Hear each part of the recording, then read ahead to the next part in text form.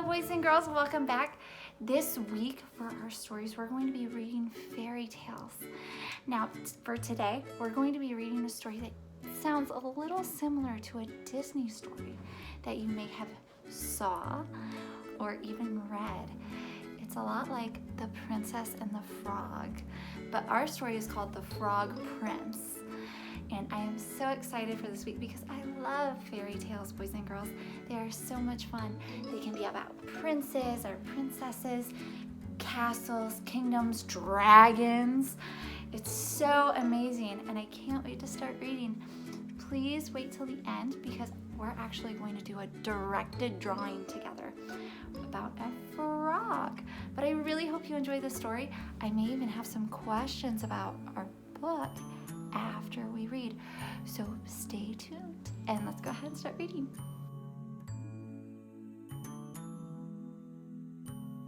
The Frog Prince by Andrew T. Pitt.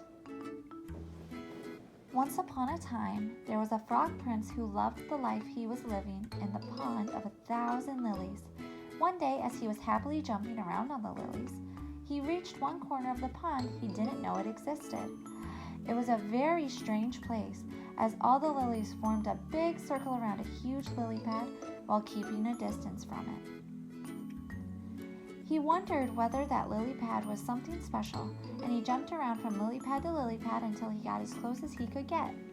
The lily pad had a strange shape, and the color was slightly lighter than all the other lily pads. It was quite far away from where he was standing, so he took a few steps back and took a huge leap.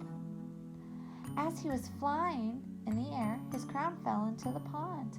He barely made it to the edge of the lily pad, and he was about to fall into the water. It would have been shameful if a prince like him would have fallen into the water after a leap.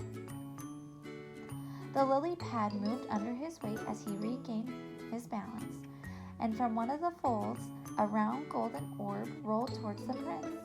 He picked it up and suddenly heard a voice.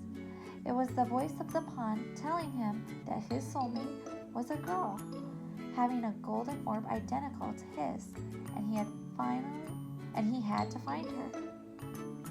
The prince wondered where he should start looking for that girl.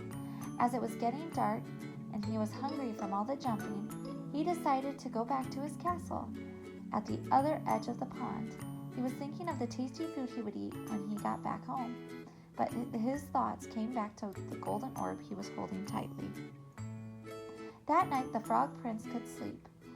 He kept looking at the golden orb he had found. He imagined his soulmate and how much fun they would have. The next day, he started looking for his soulmate all over the pond. He even ventured beyond the pond and across the daffodil field to get to the waterfall.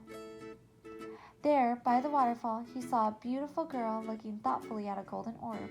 He couldn't believe his eyes. He had found his soulmate, but alas, she was human. He had to make sure the golden orb he had was the same with the golden orb she held in her delicate hands. He approached her carefully and silently because he didn't want to scare her.